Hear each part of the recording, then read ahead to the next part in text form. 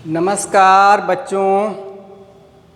आज हम लोग बात करेंगे कक्षा 10 और 11 दोनों के लिए।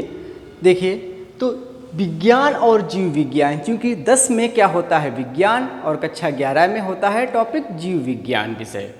तो देखिए इससे संबंधित जो टॉपिक एक है परिवहन या वाहन।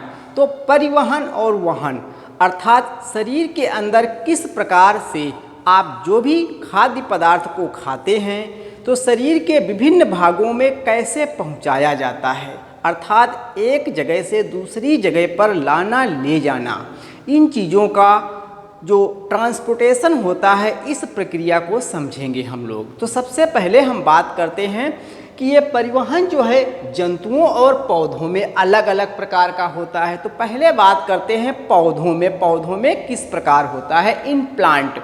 तो प्लांटों में अगर देखा जाए तो पादपों के अंदर दो प्रकार की कोशिकाएं पाई जाती हैं। एक कोशिकाएं होती हैं जिनका नाम है जाइलम कोशिकाएं, दूसरी कोशिकाएं हैं जिनका नाम फ्लोएम कोशिकाएं हैं। तो पहले आपको ये जानना है कि पौधों के अंदर जो परिवहन है वो क्या होता है, जाइलम और फ्लोएम की कोशिकाओं के द्वारा यह क्रिया संपन्न होती है। अब बात आती है कि जो जाइलम वाली कोशिकाएं होती हैं ये क्या करती हैं। तो जाइलम कोशिकाएं हमेशा जल एवं खनिज लवण का क्या करती हैं, परिवहन करती हैं। जल और खनिज लवण कहाँ पाए जाते हैं, पृथ्वी में पाए जाते हैं। इसलिए जड़ें जो होती हैं पौधों की, जो जड़ें हैं अर्थात रूट्स जो होती हैं ये क्या जल को अवशोषित करती हैं, उन्हीं के साथ खनिज लवण भी चले जाते हैं। और ये इसके लिए कौन जिम्मेदार है, जाइलम की कोशिकाएं रिस्पॉन्सिबल है। तो जाइलम कोशिकाएं आर रिस्पॉन्सिबल हैं किसके लिए, वाटर एंड जो है मिनरल्स के लिए इनका ट्रांसपोर्टेशन करेंगे। ये हमेशा क्या होगा, ऑलवेज अपवर्ड डायरेक्शन में होगा, अर्थात नीचे से ऊपर की ओर होता है। तो आगे देखिए लिखा है केवल जड़ से तने की ओर ये होता है। और ये कोशिकाएं कैसी हैं, डेथ कोशिकाएं हैं अर्थात मृत कोशिकाएं हैं। हालांकि जब आपको आगे जाइलम पढ़ाया जाएगा तो वहाँ बताया जाएगा जाइलम भी कई प्रकार की कोशिकाओं से मिलकर बना होता है। तो देखिए जाइलम में आपने ये जाना कि जाइलम कोशिकाएं खनिज और जल को क्या करती हैं, नीचे से ऊपर की ओर ले जाने का इनका काम है। आइए दूसरी कोशिका देखेंगे जिसका नाम फ्लोएम कोशिकाएं हैं। तो फ्लोएम कोशिकाएं क्या करती हैं, भोज्य पदार्थों को। तो भोज्य पदार्थ कहाँ बनता है, पत्तियों में बनता है। आप जानते हैं क्योंकि पत्ती के अंदर क्या होता है, क्लोरोफिल पाया जाता है। और क्लोरोफिल के अंदर ही ये टेंडेंसी पाई जाती है कि ये सोलर एनर्जी को क्या कर लें, ट्रैप कर लें। सोलर एनर्जी को ले लेते हैं, क्लोरोफिल लेता है मॉलिक्यूल्स और कार्बन डाइऑक्साइड और जल रॉ मटेरियल के रूप में उपयोग करके क्या करते हैं, भोज्य पदार्थों का निर्माण करते हैं। तो पौधे के ऊपरी भाग अर्थात जहाँ पर पत्तियाँ हरी हैं उन पत्तियों में भोज्य पदार्थों का निर्माण होता है। भोज्य पदार्थों का उनमें निर्माण हुआ और सभी दिशाओं में अर्थात सभी ब्रांचें जितनी हैं, जड़ है, सब जगह पर भोज्य पदार्थों का परिवहन किसके द्वारा होगा, फ्लोएम के द्वारा होगा। और ये कैसी हैं, सजीव कोशिकाएं हैं अर्थात जीवित कोशिकाएं होती हैं। तो देखिए भोजन या फूड मटेरियल का ट्रांसपोर्टेशन की बात किया जाए, परिवहन पौधों में किसके द्वारा होता, फ्लोएम की कोशिकाओं के द्वारा होता। और ये हमेशा अपवर्ड से डाउनवर्ड होगा अर्थात टॉप टू बॉटम की ओर, ऊपर से नीचे की ओर हम कहेंगे। तो इस प्रकार से आपने यहाँ पर बात किया कि परिवहन जो है पौधों में दो चीज़ें जिम्मेदार हैं, एक जाइलम की कोशिकाएं, दूसरी क्या बनी, फ्लोएम की कोशिकाएं। तो जाइलम के द्वारा हमेशा याद रखेंगे जल और खनिज तत्वों का अवशोषण पौधे करके नीचे से ऊपर की ओर ले जाएंगे, जबकि भोज्य पदार्थ पौधों के ऊपरी भागों अर्थात पत्तियों या हरे भाग में बनता है, उसको नीचे से ऊपर की ओर लाने का कार्य करती हैं फ्लोएम की कोशिकाएं। ये तो छोटी सी बात हुई हमारी परिवहन की पौधों में। इसी प्रकार जंतु जो होते हैं अर्थात जंतुओं या मानव में बात किया जाए, हम लोग भोजन को मुंह से ग्रहण करते हैं और जाता एलिमेंट्री कैनाल में है, पूरा पाचन होता है। लेकिन ऊर्जा तो शरीर की सभी कोशिकाओं, एक उंगली है इसको भी ऊर्जा चाहिए, सभी को ऊर्जा चाहिए। तो जो भोज्य पदार्थ का पाचन होता है, पाचन के परिणाम स्वरूप क्या होता है, बचा हुआ जो भोज्य पदार्थ है इसको रक्त के द्वारा क्या कर लिया जाता, अवशोषित कर लिया जाता है। अवशोषण के परिणाम स्वरूप रक्त पूरे शरीर में क्या संचारित होता है। रक्त पूरे शरीर के प्रत्येक सेल्स तक क्या होता है, अपनी पहुंच को रखता है। इसलिए उसके द्वारा हम क्या करते हैं, अपने भोज्य पदार्थों को उन कोशिकाओं तक पहुंचाते हैं। आपने इसमें पाचन तंत्र में पढ़ा था, स्वांगीकरण एक प्रक्रिया पढ़ी थी। स्वांगीकरण का मतलब यही था कि स्वांगीकृत कर लेना, अर्थात शरीर के सभी अंगों या जीव द्रव्य में विलीन हो जाना। तो देखिए यहाँ पर जंतुओं में जो परिवहन की बात किया जाए उसके लिए रुधिर आपके पास जिम्मेदार है। अब रुधिर कहाँ पर जाएगा बह करके, तो उसके लिए रुधिर वाहिनियों के अंदर रक्त बहेगा। रुधिर वाहिनियों के अंदर रक्त बहेगा, इसलिए रुधिर वाहिनियाँ भी हो जाएंगी, इसका एक पार्ट। और इन सभी को पंप कौन कराएगा, इन सबको पंप जो है वो कौन कराएगा, वो हृदय कराएगा। हृदय एक प्रकार के पेशीय अंग है, पेशियों के द्वारा निर्मित एक अंग है, ऑर्गन है, जो क्या करता है, पंप कर करके रुधिर को रुधिर वाहिनियों के माध्यम से शरीर की प्रत्येक कोशिका तक पहुंचाने का दायित्व रखता है। इस प्रकार से हम बात कर रहे हैं कि परिवहन का जंतुओं में और पौधों में किस प्रकार से होता है, इसका डिटेल अध्ययन करेंगे।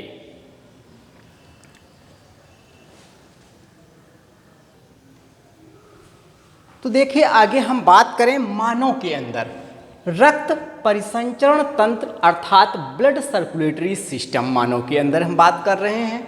तो देखिए मानव में पदार्थों के परिवहन के लिए एक पूर्ण विकसित परिसंचरण तंत्र होता है। इसके प्रमुख अवयव निम्नवत हैं।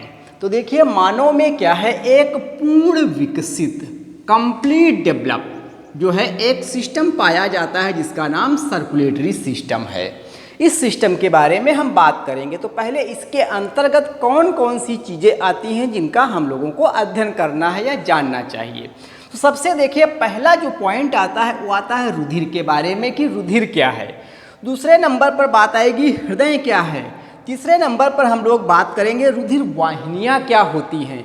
चौथे नंबर पर बात करेंगे लसिका के बारे में, क्योंकि रक्त में एक ए भी पदार्थ पाया जाता है जिसका नाम लसिका है। इस प्रकार 4 नंबर पर हम बात करेंगे लसिका के बारे में। तो इन सभी कंपोनेंट का हम लोग क्या करेंगे, एक एक का अध्ययन करते हैं।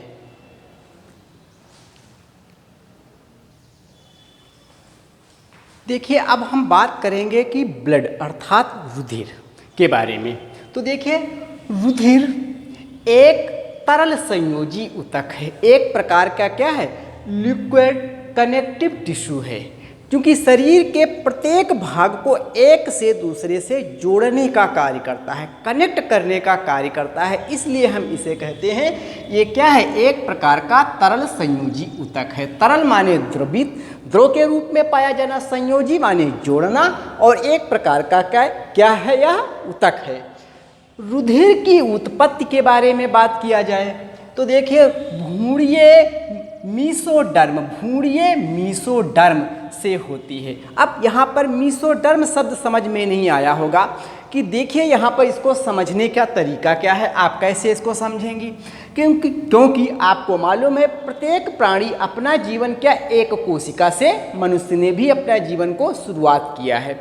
तो एक कोशिका बनती है, 1 से 2, 2 से 4, 4 से 8, 8 से 16, 16 से 32, इस प्रकार से 32 से 64 कोशिकाएं बनती चली जाती हैं। तो आपके पास जो ये सेल्स ऐसे बनी हुई है, ये आपको ध्यान देना है कि आपके पास जो कोशिकाएं हैवी होती हैं, भारी होती हैं, वो कोशिकाएं क्या होती हैं, नीचे की तरफ आ जाती हैं। लाइट कोशिकाएं ऊपर की तरफ अरेंज हो जाती है। धीरे धीरे क्या होना शुरू हो जाता है, एक प्रकार का कैविटी के अंदर होल क्रिएट हो जाता है। देखिए होल क्रिएट हो जाता है। आपका मुंह कैसे बना, तो देखिए आप इमेजिन करें, 1 से 2, 2 से 4 ऐसे कोशिकाएं एक गेंद जैसी रचना है जिसके अंदर इकट्ठा हुई, और हैवी कोशिकाएं नीचे की तरफ, लाइट कोशिकाएं ऊपर की तरफ आ गई, हल्की कोशिकाएं बीच में एक छिद्र जैसी जो रचना बन जाती है, वही तो एलिमेंट्री कैनाल माउथ से लेकर एनस तक बनाती है। और ऊपर हाथ लगा दो, नीचे पैर, देखिए मानव का की रचना बन जाती है। तो हम यहाँ पर कहने का तात्पर्य जो सबसे बाहर की तरफ वाली कोशिकाएं थी, उनसे जो चीज़ें विकसित होती हैं उसका नाम होता है एक्टोडर्म, उसको क्या बोलेंगे? एक्टो माने बाहर, डर्म माने चमड़ी, अर्थात बाहरी जो कोशिकाओं से विकसित होने वाले भाग हैं उनको हम एक्टोडर्म बोलेंगे, और जो सबसे अंदर वाली कोशिकाओं से जो चीज़ें विकसित हुई उनका नाम होगा एंडोडर्म। एंडोडर्म मध्य वाली जो चीज़ों से जिनका विकास हुआ मध्य वाले भाग से, उनका नाम होता है मीसोडर्म। मीसो माने बीच में, अर्थात डर्म माने चमड़ी। तो इस प्रकार से मध्य वाले भाग से कोशिकाओं का उत्पत्ति इनकी हुई है भ्रूण के, इसलिए इसको कहा गया यहाँ पर कि क्या है? रुधिर की उत्पत्ति भ्रूणीय मीसोडर्म से होती है। रुधिर के अध्ययन को, रुधिर का चूंकि अध्ययन करेंगे तो इसको क्या बोलते हैं? देखिए, हीमेटोलॉजी। हीमेटोलॉजी इसे कहा जाता है, रुधिर के अध्ययन के विज्ञान को। आगे बात करें, रुधिर लाल रंग का, रुधिर लाल रंग का चिपचिपा सा, जल से कुछ भारी, जल से कुछ भारी, अपारदर्शी, हल्का सा क्षारीय पदार्थ होता है। ये पॉइंट कहा गया। देखिए, रुधिर की हम बात क्या कर रहे हैं? हल्का लाल रंग का, लेकिन ऐसा बिल्कुल नहीं है कि रुधिर लाल रंग का होता है। रुधिर लाल रंग का नहीं होता है, हल्का येलो कलर का होता है।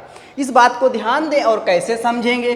क्योंकि रुधिर के अंदर जो भी तरल पदार्थ पड़ा हुआ है, इसके अंदर क्या हीमोग्लोबिन है। जब हीमोग्लोबिन ऑक्सीजन से बाइंड होता है, ध्यान दें, हीमोग्लोबिन जब ऑक्सीजन से बाइंड होता है, तो आपने रसायन विज्ञान में पढ़ा है कि ऑक्सीजन कैसा मॉलिक्यूल्स है, उसके बाहरी कोश में 2 अनपेयर इलेक्ट्रॉन होते हैं, अर्थात अयुग्मित इलेक्ट्रॉन होते हैं। और अयुग्मित इलेक्ट्रॉन क्या करते हैं? कलर को देते हैं, कलर इसके लिए रिस्पॉन्सिबल हैं। तो ऑक्सीजन के जुड़ने के कारण बहुत सारी जो आरबीसी थी, उन आरबीसीयों में कलर आता है। अदरवाइज रक्त का जो कलर होता है वो हल्का येलोइश कलर होता है। लेकिन जब हीमोग्लोबिन के साथ जो है आपका ऑक्सीजन बाइंड हो जाता है, तो हमें रुधिर कैसा दिखने लगता है? लाल रंग का दिखने लगता है।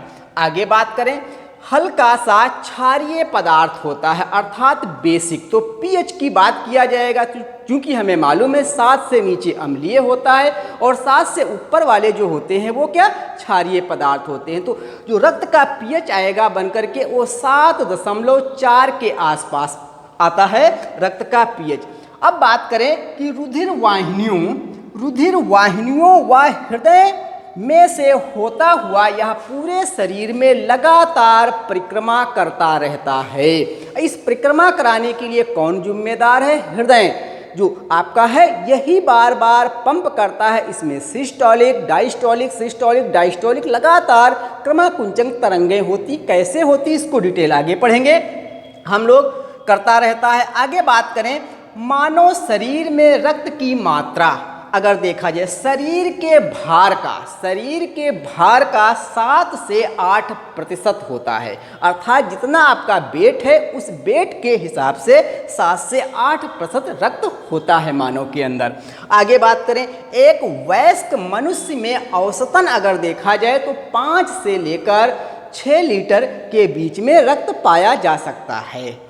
महिलाओं की बात किया जाए तो महिलाओं में पुरुषों की तुलना में आधा लीटर रक्त कम पाया जाता है। तो एक स्वस्थ व्यक्ति का अगर औसतन बात कहा जाए तो आप 5.5 लीटर टारगेट निकालेंगे, रक्त बनकर के आएगा। एक स्वस्थ व्यक्ति की मैं बात कर रहा हूं।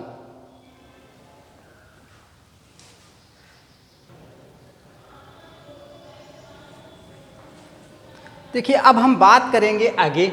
तो मैं बात कर रहा था कि रक्त एक क्षारीय विलयन है जिसकी पीएच मान अगर देखा जाए 7.4 होता है। उसके बाद रक्त में लौह धातु अर्थात आयरन मेटल्स जो है एक पाया जाता है, ये बात किया गया। इसके बाद हम बात करेंगे रक्त का संगठन अर्थात कंपोजिशन ऑफ ब्लड। ब्लड के अंदर कौन कौन सी चीज़ें होती हैं? तो देखिए, ब्लड आप देखें यहाँ पर तो 2 चीज़ें आपको मिलेंगी। एक आपके पास क्या मिलेगा? प्लाज्मा मिलेगा। तो रक्त के अंदर ये क्या पड़ा हुआ है? प्लाज्मा आप देख रहे हैं। प्लाज्मा रक्त का 55 से 60% भाग बनाती है। जो रक्त के अंदर प्लाज्मा है ये 55 से 60% भाग बनाती है, जबकि रक्त कणिकाएं अगर देखें, रक्त कणिकाएं दूसरा भाग, ब्लड के अंदर एक भाग प्लाज्मा हुआ, दूसरा क्या हुआ, रक्त कणिकाएं हुई। तो रक्त कणिकाएं जो आपके पास हैं, अगर इनके बारे में आप देखें तो आप देखेंगे और पाएंगे कि रक्त का ये 40 से 45% भाग बनाती हैं। रक्त कणिकाएं कितना, 40 से 45% भाग बनाती हैं। अब हम कुछ देर के लिए मान लेते हैं, सपोज दैट, कि हमने एक परख नली के अंदर क्या किया है, रक्त ले लिया है। इस परख नली में क्या ले लिया है, ब्लड ले लिया है। तो अभी जैसा कि मैंने बात किया, इसके अंदर क्या है, प्लाज्मा 55 से 60%, जबकि ब्लड सेल्स हमने बताया 40 से 45% की बात किया। उसके बाद आगे देखें आप कंपोनेंट में, अगली टेस्ट ट्यूब में मैंने दिखाने का प्रयास किया है कि ऊपर वाला जो 55 से 60% भाग प्लाज्मा है, इस प्लाज्मा को भी मैंने 2 खंडों में डिवाइड किया है। देखिए 2 खंडों में बांट दिया, अर्थात एक में बताया गया जा रहा है कि कार्बनिक व अकार्बनिक पदार्थ 10% होते हैं। कार्बनिक व अकार्बनिक पदार्थ जो हैं कितने हैं, 10% हैं। देखिए यहाँ पर हमने 10% का कॉलम आपको दिखाया है। ये 10% का जो कॉलम दिख रहा है, इसमें क्या है आपके पास, कार्बनिक और अकार्बनिक पदार्थ पाए जाते हैं, जबकि इसमें 90% क्या है, जल है। किसकी बात कर रहे हैं, प्लाज्मा के अंदर बात कर रहे हैं, वो हमने यहाँ पर जल को दिखाया। उसके बाद बात करें, देखिए जो ब्लड सेल्स थी, इनके अंदर 2 कंपोनेंट की बात की जा रही है। एक बात की जा रही है WBCs, अर्थात श्वेत रुधिर कणिकाएं, जिनको व्हाइट ब्लड कार्पसिल्स बोलेंगे, और साथ में क्या होगा, प्लेटलेट्स आप कहेंगे। ये क्या है, 0.9% का भाग यहाँ पर मैंने दिखाया है आपको। और अगला दूसरा देखिए, ब्लड सेल्स का कंपोनेंट आपके पास आ रहा है, जिसका नाम है RBCs, अर्थात रेड ब्लड कार्पसिल्स। 99.1% ये पाई जाती हैं। इस प्रकार से आपने देखा कि ब्लड किन किन चीज़ों से बना हुआ है, कंपोजिशन ऑफ ब्लड। तो आप फाइनल जो टेस्ट ट्यूब है उसमें आप क्या पा रहे हैं कि सबसे ऊपर देखिए, यहाँ पर आपको दिखाया है 10% क्या है, कार्बनिक और अकार्बनिक पदार्थ हैं, जबकि 90% हमने यहाँ पर जल दिखाया है। और देखिए WBC और प्लेटलेट्स का दिखाया है परसेंटेज 0.9%, सबसे नीचे दिखाया है 99.1% जो है क्या, RBCs हैं। इस तरीके से रक्त के अंदर एक कंपोनेंट पाए जाते हैं।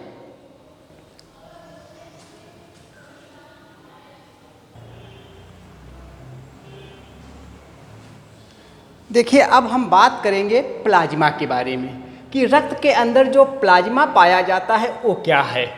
देखिए प्लाज्मा के बारे में देखें और समझें। यह हल्का पीला साफ चिपचिपा तथा पारदर्शी तरल पदार्थ होता है। यह कैसा होता है, पारदर्शी चिपचिपा हल्का पीला सा पदार्थ पाया जाता है। इसमें अगर बात करें अकार्बनिक जो क्षारीय अर्थात बेसिक जो साल्ट के कारण, बेसिक लवणों के कारण, साल्टों के कारण रुधिर जो है प्लाज्मा की प्रकृति अर्थात इसका नेचर क्षारीय हो जाता है। तो प्लाज्मा में जो इनऑर्गेनिक सॉल्ट पाए जाते हैं, इसी के कारण रुधिर का माध्यम कैसा होता है, हल्का क्षारीय बन जाता है, क्योंकि इसमें सोडियम क्लोराइड, सोडियम बाइकार्बोनेट मुख्य रूप से होते हैं। सोडियम क्लोराइड, सोडियम बाइकार्बोनेट मुख्य रूप से पाए जाते हैं। आप कहें आगे बात करें प्लाज्मा रक्त में प्रोटीन, ग्लूकोज, वसा अम्ल, हार्मोन्स आदि कार्बनिक पदार्थ पाए जाते हैं। अब इसमें बात करें कई चीज़ों के बारे में, तो एक सबसे पहले जो प्रोटीन है फाइब्रिनोजेन, ग्लोबुलिन तथा एल्बुमिन, ये 3 टाइप की मेन मुख्य प्रोटीन्स हैं। इन तीनों प्रोटीन्स को ध्यान में रखें। पहली प्रोटीन्स आपके पास कौन सी आ रही है, फाइब्रिनोजेन, दूसरी है ग्लोबुलिन, तीसरी है एल्बुमिन।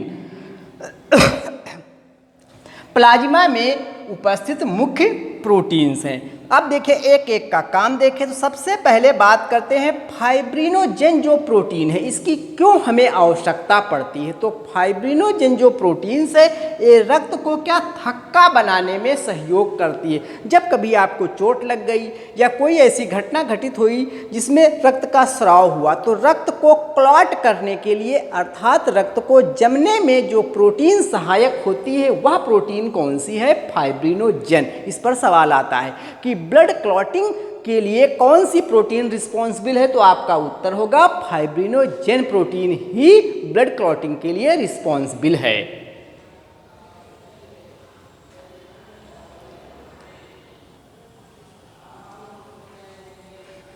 देखिए अब हम बात करेंगे आगे अगली प्रोटीन के बारे में। तो जो प्लाज्मा के अंदर ग्लोबुलिन प्रोटीन थी, इस प्रोटीन का उपयोग शरीर की प्रतिरक्षा तंत्र, शरीर के प्रतिरक्षा तंत्र अर्थात इम्यूनिटी, जो इम्यून सिस्टम हमारा है अर्थात रोगों से लड़ने की जो क्षमता है उसको विकसित करने के गुण को हम क्या बोलते हैं, प्रतिरक्षा तंत्र बोलते हैं। तो देखिए यहाँ पर इसका उपयोग कहाँ किया जाता है, तो प्लाज्मा के अंदर जो प्रोटीन थी ग्लोबुलिन, इस प्रोटीन का उपयोग कहाँ किया जाता है, इम्यून सिस्टम के लिए किया जाता है। जबकि एल्ब्यूमिन जो प्रोटीन्स है इसका उपयोग हम कहाँ करते हैं, परासरणीय संतुलन अर्थात ऑस्मोटिक बैलेंस में किया जाता है।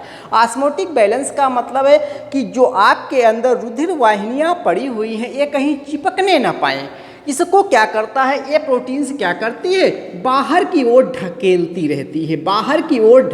रहती है ताकि रक्त जाने का रास्ता क्लियर बना रहे। तो देखिए एल्ब्यूमिन जो प्रोटीन्स है इसका काम क्या हुआ, ऑस्मोटिक बैलेंस को मेंटेन करने का मुख्य कार्य इसका हो जाता है। आगे बात करें प्लाज्मा रक्त को तरल रूप में बनाए रखने का मुख्य कार्य करती है। प्लाज्मा के कारण ही रक्त क्या है, तरल माध्यम में रक्त पाया जाता है। रक्त तरल माध्यम में क्यों पाया जाता है, due to presence of plasma आप कहेंगे। इसी कारण आप कह सकते हैं रक्त तरल संयोजी ऊतक है। तो हमने ब्लड को फ्लूइड कनेक्टिव टिश्यू क्यों कहा, due to presence of the plasma. Plasma क्या करता है, रक्त को हमेशा तरल माध्यम में बनाए रखता है। आगे बात करें, देखिए जब कभी हम प्लाज्मा में से फाइब्रिनोजेन नामक प्रोटीन्स को निकाल देते हैं या निकाल दिया मान लिया, तो शेष बचा हुआ भाग क्या कहलाता है, सीरम कहलाता है। शेष रेस्ट जो भाग बचेगा वो भाग कहलाता है क्या, सीरम। तो अगर आपसे पूछा जाए सीरम क्या होता है तो आप कहेंगे serum equal to plasma minus clotting factor. क्योंकि देखिए फाइब्रिनोजेन को अभी मैंने बताया था ये काम क्या करता है, ब्लड को क्लॉटिंग करने में मदद करता है, ब्लड को जमने में जो है मदद करता है, इसीलिए इसको मैंने क्लॉटिंग फैक्टर या आप कह सकते हैं सीरम इक्वल टू आपके पास प्लाज्मा माइनस फाइब्रिनोजेन को ही क्लॉटिंग फैक्टर बोलते हैं। तो जब भी हम प्लाज्मा से फाइब्रिनोजेन या क्लॉटिंग फैक्टर को बाहर कर देते हैं तो बचा हुआ जो भाग आता है वह भाग क्या कहलाता है, सीरम कहलाता है। बहुत ही महत्वपूर्ण सवाल, बच्चे इसमें कंफ्यूज करते हैं कि सीरम क्या है, तो सीरम का एकदम क्लियर यहाँ पर पॉइंट बनकर आया।